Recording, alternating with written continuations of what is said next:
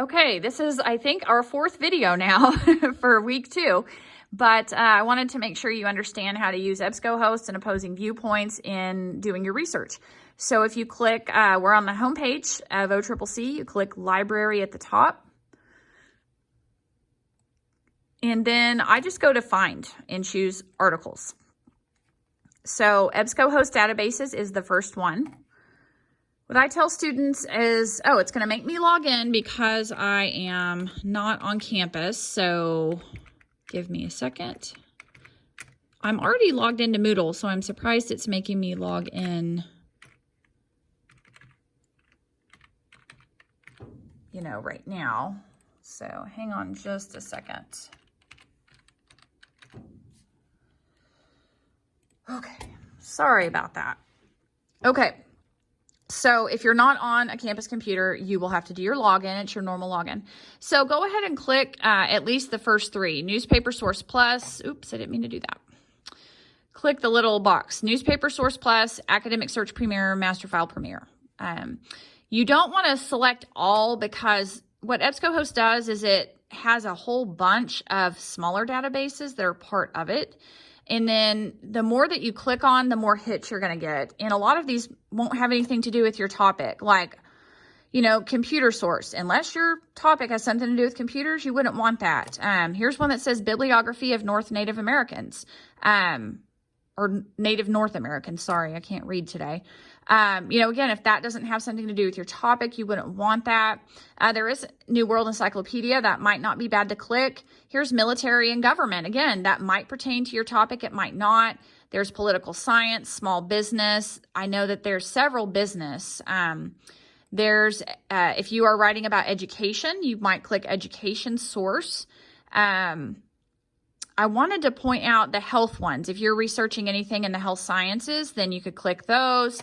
Psychology, sociology, law, legal related, religion, and philosophy. So I'm just saying there's all these databases. I tell students you probably need the top 3 for sure, and then just be really selective on the other ones you click.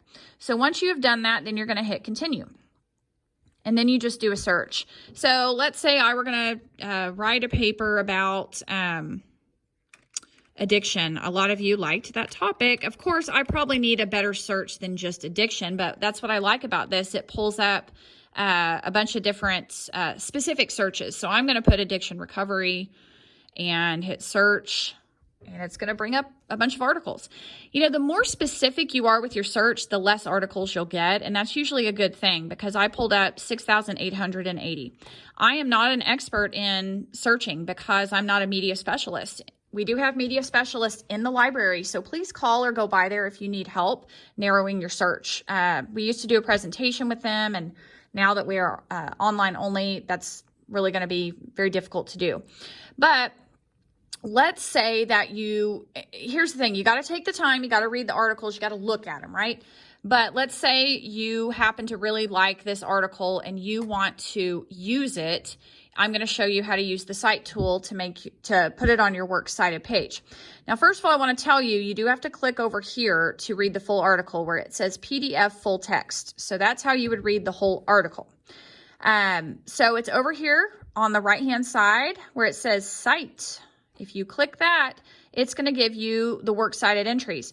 Now, students will do this. They get in a rush. They choose the first one. Well, that says Brazilian National Standards. We don't use that in our class. The next one's AMA, and then there's APA. You've got to scroll down alphabetically to MLA, and then you can copy and paste that onto your works cited page. It's done for you. Now, you are going to have to correct the font, the type size, the hanging indent, but in terms of the information that's on it, it has everything. It has everything in the right order. Everything is done correctly. So that's why I really like EbscoHost. And these are also scholarly, peer-reviewed articles, and you are not having to worry about the credibility or legitimacy of these. And so that's why EbscoHost is good.